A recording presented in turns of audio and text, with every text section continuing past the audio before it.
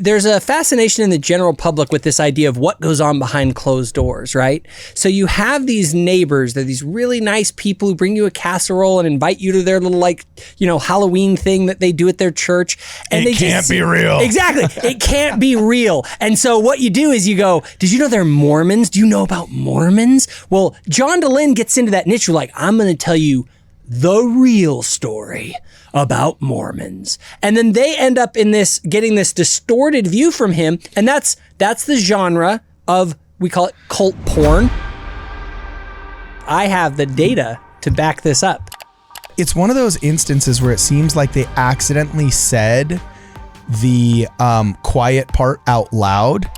I don't think we got to worry about guys with anti-Mormonism anymore. Guys, generally speaking, John DeLynn ain't speaking to dudes anymore, unless you're like a weird woke feminist.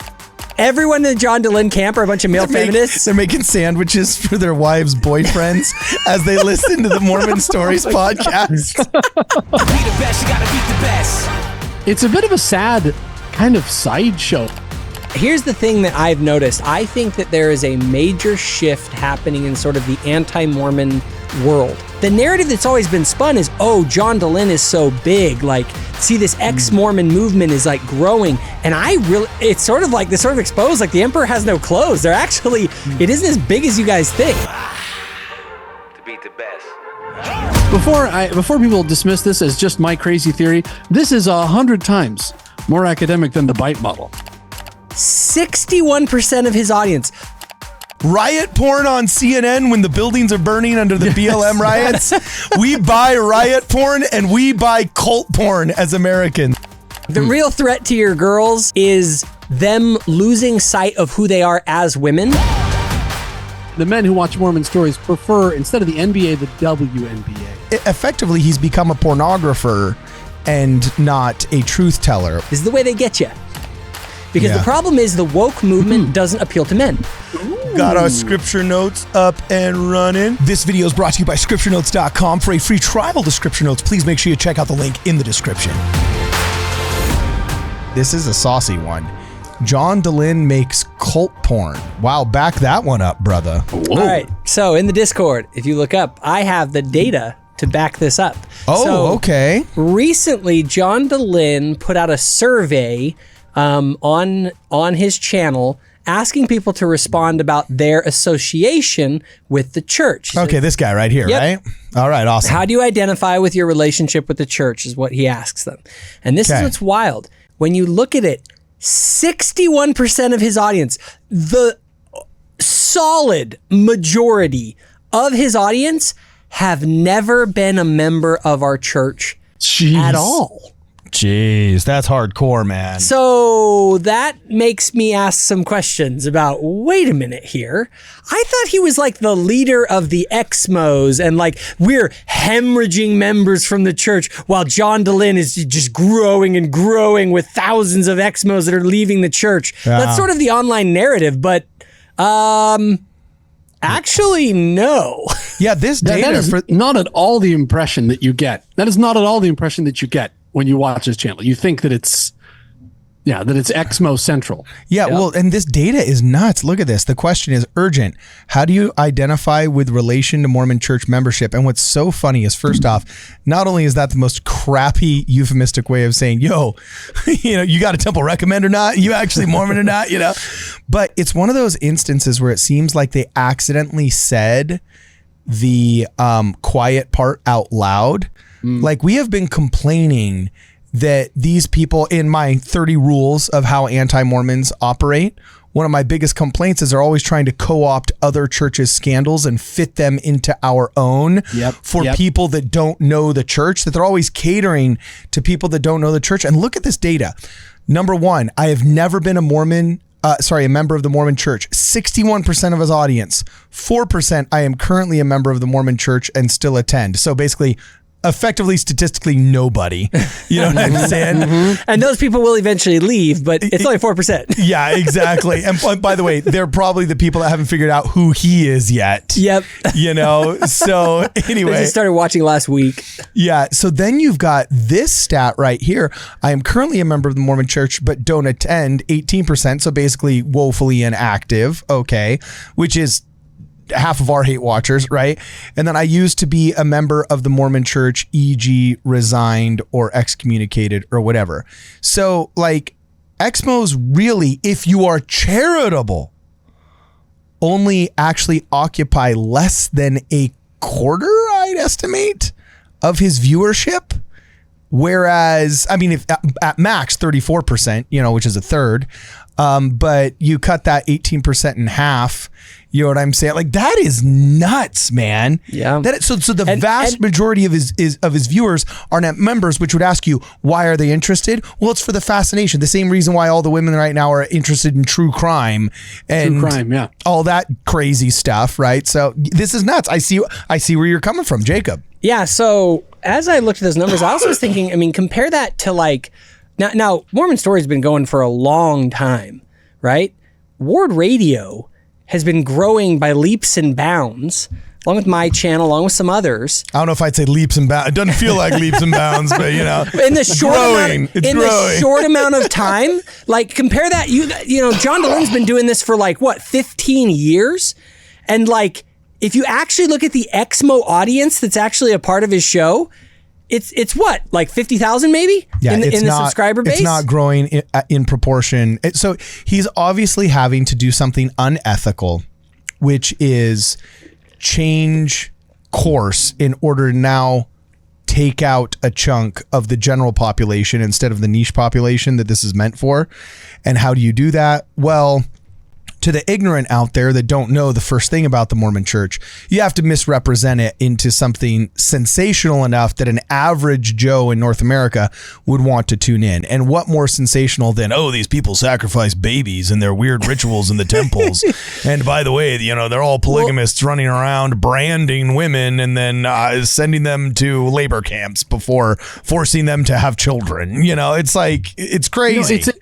It's a bit of a sad kind of sideshow, right? What starts off as this great crusade, there's this great crusade against the horrible LDS church, and you're going to save all these people and bring truth to the world, kind of just turns into this like dancing monkey routine for people who don't know anything about it. It's like the old Wild West shows, where it's like out in the Wild West, you actually do need a gun and you're shooting and you're hunting. And then you go out east and it's like, look at these crazy cowboys. And you put really big hats on them and really crazy makeup and they're firing their guns and da da da. Well, and that's kind of what he's become. There's a lot of people that have these. There's a fascination in the general public with this idea of what goes on behind closed doors, right?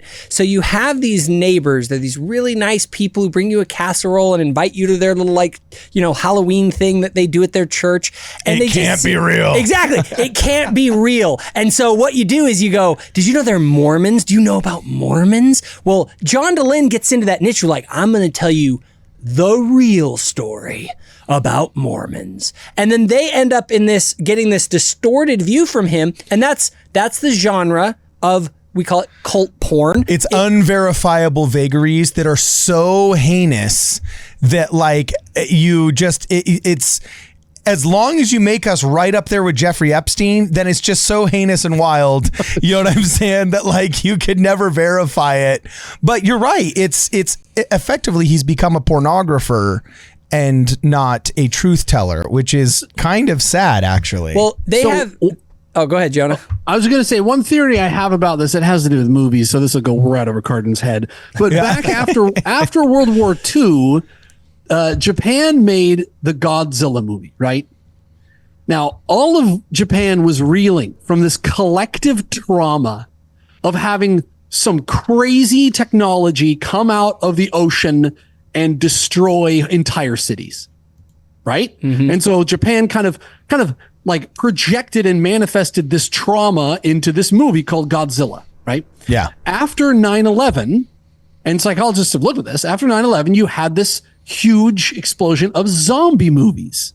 Okay. So you had regular people going to work in a big city, doing normal things. And then all of a sudden someone on the plane starts freaking out and crashes the plane and people start dying and everyone's running and it feels like apocalypse. And so this collective trauma that everyone experienced that, kind of manifested itself in all these you had all these zombie movies come out in the early 2000s. So I kind of think this is kind of my theory here. Now, before people dismiss this as just my crazy theory, this is 100 times more academic than the bite model. Okay, people, 100 times than the bite model. Right. So I think that after the lockdowns, okay, and the pandemic, that there's this kind of collective trauma that the people that you know might actually be these nefarious secret carriers of something that's going to kill you. And they're not even like trying to kill you. They're like being nice and close to you. And that's what ends up killing you, you know? And there's this kind of like weird suspicion that we have. Conspiracy mindset for of sure. Our neighbors. And people are hyper isolated. They were hyper isolated and non-social. So then you have these other people happily in their basements with their board games and their food storage and their 9 kids, and they're just loving life. They're like, what's wrong with the lockdown? I don't get it. What's wrong? Why are you guys all complaining about the lockdown? We all like each other and have friends. You know, and so I think there's some of this projection of like, it can't be real. Who's the suspicious, you know, the secret murderer among the patrons at the cabin type of horror film thing that they want to project and make this cult smut, and people just love gorging themselves. Oh yeah, I mean that's the whole genre of like murder amongst the Mormons, and there's like literally a genre of video about sort of like those nice neighbors, you know, they're actually not nice. And I think though that when you look at the actual numbers, so this is the thing that's wild to me, is how few actual sort of Exmos there are as the core of John's sort of audience in comparison to the growth of Latter-day Saint sort of online media spaces, which aren't filled with cult porn watchers, but with actual people that are having real spiritual experiences. I mean, you have the Scripture Central group that has more subscribers than John, and I guarantee you those aren't cult porn watchers that aren't affiliated with the church. Those are people that want spiritual answers and that they're finding them. And I think that the narrative that's always been spun is, oh, John Dehlin is so big, like see this ex-Mormon movement is like growing. And it's sort of like this sort of exposed, like the emperor has no clothes. They're actually, it isn't as big as you guys think. Yeah. So are you saying that you think Ward Radio has more Exmo viewers than Mormon Stories? We might need to figure out how many hate watchers we have, because we have a lot of hate watchers. I mean, I got a guy making like a whole channel dedicated like to me and fake profiles, and it's pretty awesome. Like, hey, if you're a hate watcher, like the video. If you're a hate watcher, click like. Give us a like. That's and funny. Subscribe. Well, now that you start mentioning stats, I gotta say I've seen the stats on Alyssa Grenfell's channel, and John Dehlin is a thing of the past, dude. I mean, she's clocking like what? I think it's 7 or 8 million views a month now. And John's only in like 2.5. He's getting like a third of what she does. But I still think with her, the reason she got big was she got mainstream attention from the big media. And so her watchers are the same watchers as John's. She's a cult pornographer. She's a cult pornographer. That's what they are. But see, this is what's so funny is that like everybody talks about John Dehlin. He's like the Donald Trump of anti-Mormonism. He ends up sucking up all the attention. It's genius, right? Like he's absolutely genius. I've never thought he was anything but genius when it comes to doing what he does, right? But you know how there's that meme of like, here's the third world horrible dictator, but then here's the even worse one behind him that's going to be the worst third world dictator that's waiting for this guy to die and might even just whack him so he can come in here. Like, it's like, here's John Dehlin and we all talk about him and stuff like that. But then there's Alyssa Grenfell's cult porn. I mean, and she will go harder than he even dreams of. You know what I'm saying? It's just like, she literally made fun of Ballerina Farm's family as they're mourning at an LDS funeral. She's a monster. A neo-Nazi that has the stones to show up to a Jewish like funeral and still mock. Like that is anti-Semitism 3.0, not 2.0. and Alyssa Grenfell had the stones to literally openly mock Mormon funerals of people whose bodies weren't even cold in the coffins yet. You know what I'm saying? Like, she's a horrible, evil woman, but we buy this stuff. Well, like we buy riot porn on CNN when the buildings are burning under the BLM riots. We buy riot porn and we buy cult porn as Americans, dude. It's true. Well, here's the thing that I've noticed. I think that there is a major shift happening in sort of the anti-Mormon world. So I'm going to give a brief history of anti-Mormon sort of where the momentum has been. In the 90s, it was all about like the evangelicals, right? Oh yeah. It was evangelical was where the momentum was in anti-Mormonism.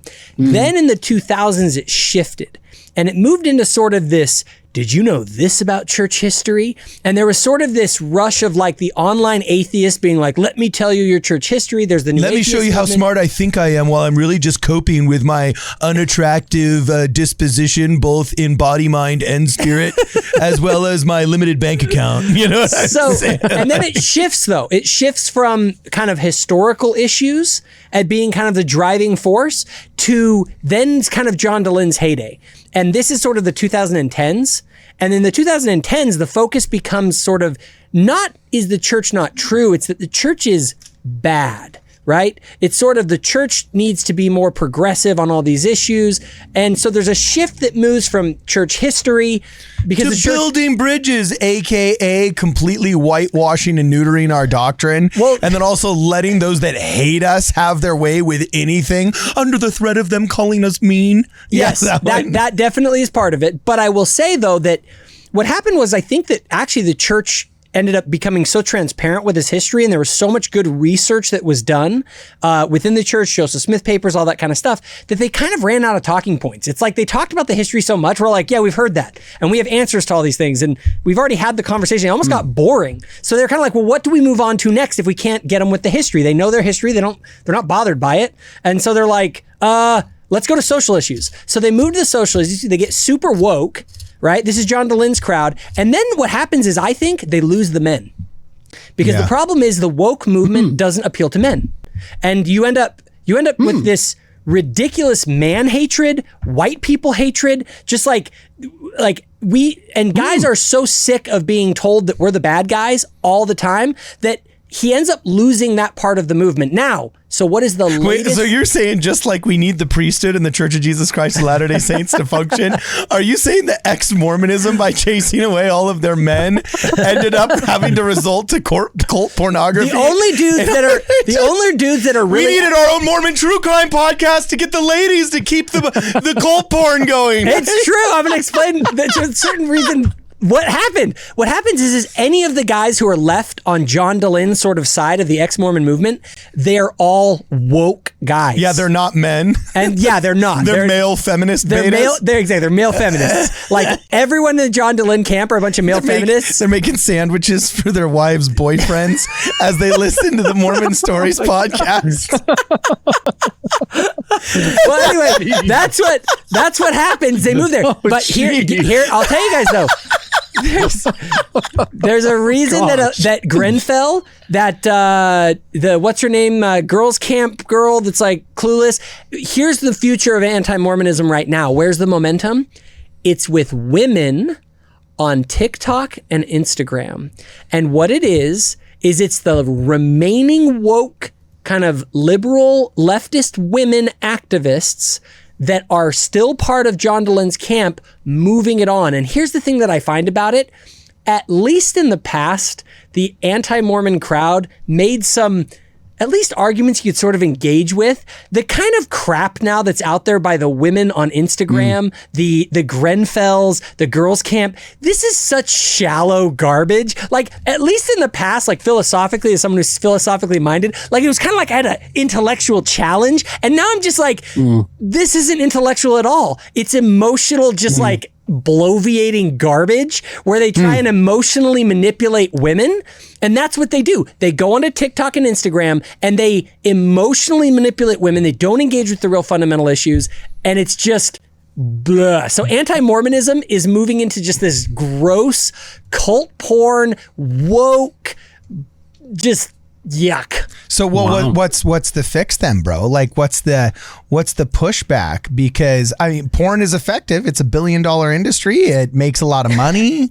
You know, I would say this. I would say we have to be aware. I don't think we got to worry about guys with anti-Mormonism anymore, because guys, generally speaking, like John DeLynne ain't speaking to dudes anymore, unless you're like a weird woke feminist and whatever. And you're making your sandwich for your wife's boyfriend. Exactly. Yeah. So I'm not worried about guys, but I will say this. This is where the real danger is right now. in the church, what we need to pay attention to is that women are being emotionally manipulated by other women on Instagram and TikTok and other places. And they are... Dude, we got to get Brittany in here, man. I want to see her react to this. Same with Erica, dude. Yeah, we should. Not Charlotte. She's too wholesome to have social media. You know what I'm saying? Like, but that's why I think the Latter-day Ladies podcast or it matters so much. We need faithful Latter-day Saint women responding and pointing out the manipulation. Because here's one of the big challenges we have as guys. See, they use that emotional manipulation to say, you're men, you can't criticize us. You're a sexist, you're a misogynist, and they will emotionally manipulate people into not allowing for us to do it. That's only because you're wimpy enough to take it. We need to normalize criticizing females on this channel. Hey, am I not? Have I ever criticized a female on this channel? I don't think so. Well, right? No. I never would criticize a female. That's funny. But that's a lot of the pushback I get when I criticize people like Julie Hanks or whatever is like, you're a man. You're not allowed to talk about this stuff. And so they have this shield. So what we need are the women of the church to rise up and to push back on the emotional, and I don't even say push back, just to point out, to shine a spotlight on the emotional manipulation of these exmo women and or feminists, because the way they get you, this is the way they get you. They get You're like Tom Hanks on that fake Jeopardy on SNL. That's how they get you. That's how they get you. Well, how they get, the road in is through feminism. They begin to have Latter-day Saint women start thinking that feminism is on their side, because what they don't realize about feminism is about turning you into a dude. It's actually anti-femininity, and it tries to make women more like men. And so women have this, so they play on that sort of emotional thing. And I understand it. Like, we don't want women to feel like they don't have any empowerment or ability to do what they want to do. And so they kind of play that game to say, hey, you're kind of like, don't you want to push back against the guys? And all of a sudden they slowly manipulate them until they start to think the entire structure of the church is patriarchal and evil. And then those women go down the route of joining with these exmos and end up alone with a bunch of cats and unhappy. Yeah. Don't forget the smut books. What's the latest one that all the ladies are loving? What is it? Hello, Feyre, darling.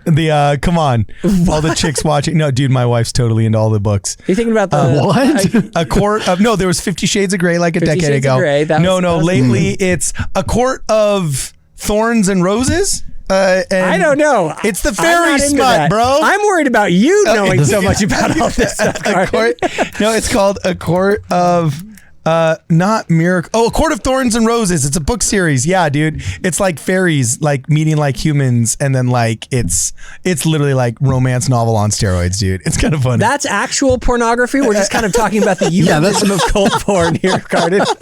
It was a metaphor, Cardin. It was a metaphor.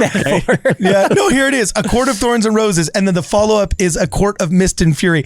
And I don't know if it really is quite to the threshold of romance novel, but it's pretty dang close. Okay. That's one of those. It's like right on the edge. Well, all I can say is I've listened to like probably 20 minutes of this in the car. I don't think that's as dangerous as modern feminism. Yeah. Okay. Like the real threat to your girls is them losing sight of who they are as women, because what the modern culture is doing is it's creating. There's a problem if the gender roles, as it were, are too rigid, and it's like you can't go to work, or you like obviously that's a problem. Of course. But what they do is they then go to the other extreme to say men and women are basically the same, and you shouldn't have to there's no tendencies in men and women generally, and it erases what it means. Then you ask the question, like, what does it mean to be a woman? Like, we just had a documentary that went viral asking what is a woman, and what that demonstrates is that we as a culture have lost sight of our divine roles as men and women, and what men and women are different, and we should be cognizant of that fact, and we should be aware of the fact that that's something that's beautiful and good, and we're complementary towards one another. And as we lose sight of that, that's what feminism is meant to do. It's meant to tell women that you're not really a woman, or being a woman is something that's bad. Well, speaking of feminism, because unfortunately we got a hard out here coming at the bottom of the hour, we're going to be recording pretty soon another episode with the Latter-day Ladies. Would you like to preside over that? You're going to get him in trouble, Carter. No, you're going to get him. I was saying, before if you think they don't got it right, bro, like, would you? I genuinely was thinking what you ought to do is every Latter-day Ladies episode, just to troll the haters as a joke, we ought to have them say, and Carden is here presiding at our meeting. Oh, that'd be good, though. It would troll them so hard. It would troll them all. No, actually, what's so funny is that's like the easiest show to produce because they really do handle a great job of just like getting all of their stuff ready, putting it in the Discord. I got to tell you, I love producing the Latter-day Ladies show. It's like so fun. In fact, speaking of which, yeah, Brittany, my wife, just walked in the studio. That's awesome. But it's so awesome because they all get along. They all pick their subject, and then they all show up on time, and they're locked, and they're loaded, and they're ready, and that's like their little thing. Carden, that's exactly awesome. how our episodes go. Everything is on time. But go watch men's volleyball and go watch women's volleyball. Like with men's volleyball, like they compensate with athleticism. So if they don't want to actually step over, the ball's going too fast, they use their lengthy arms and they swat it this way. And then since they can jump 42 feet, you know what I'm saying? They'll just jump. And men's volleyball is insanity. It's messy. It's psycho. It's crazy. And when they pull off these, because they're so strong, they pull off these like, you know, just these hits and these kills that are just wild, right? Well, then when you stay and you watch the girls' game, it's like watching poetry in motion. They don't have that exact same athleticism. You're not pulling 42-inch verticals and 7'2" arm spans out of any of these ladies, right? But they compensate through their form. And they just practice their form so much. And like, it's like watching this beautiful tennis match of just like, you know, so it's almost like they're two different sports, but they're both very fun to watch in their different way. And I got to tell you, producing the men's stuff on Ward Radio is not like herding cats. It's like herding Bengal tigers. You know what I'm saying? Whereas like a few more swear words. Yeah. Doing the Latter-day Ladies show, it's kind of like just, it's fun. It's fun and I dig it. But anyway, well, you know, Carden, that same logic is exactly why Mormon stories the men who watch Mormon stories prefer, instead of the NBA, the WNBA. Yes. Because the form, because that's what they tell themselves. They love the WNBA. We should ask them the recipe for those sandwiches. You know what I'm saying? Chicken salad sandwiches on a croissant. On a croissant, yeah, with avocado toast.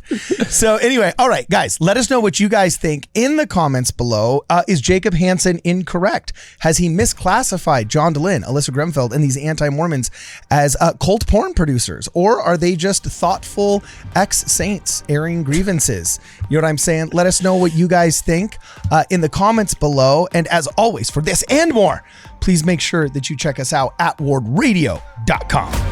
Hey guys, thanks for watching the video. We assume if you made it this far that you liked our content, so please make sure you like this video and you share it with your friends. Now, in order to keep this content flowing freely, we need your help. If you're a person of means, please check us out on Venmo, the Cash App, or Zelle and consider a direct contribution to the channel. Or you could always go to wardradio.com and sign up for our newsletter there and receive all of our latest Ward Radio news articles directly to your inbox. And while you're there, maybe consider purchasing some merch. We have some really cool hats, some really cool shirts, so you can strut your stuff and support the channel that way. Or if you're a kind of person that wants to just help out with some of the equipment in the studio, we have an Amazon wish list linked in the description as well. And don't forget scripturenotes.com. You have to read your scriptures daily, and scripturenotes.com is frankly the coolest way to study your scriptures, and they're a very generous sponsor of this channel. So please consider a free trial with scripturenotes.com. The link to Scripture Notes will also be in the description of this video. Either way, whether you're pressing this little button right here to subscribe to our channel and share it with your friends, or whether you are actually hitting this button right here just to watch another video, we look forward to seeing you in the next program.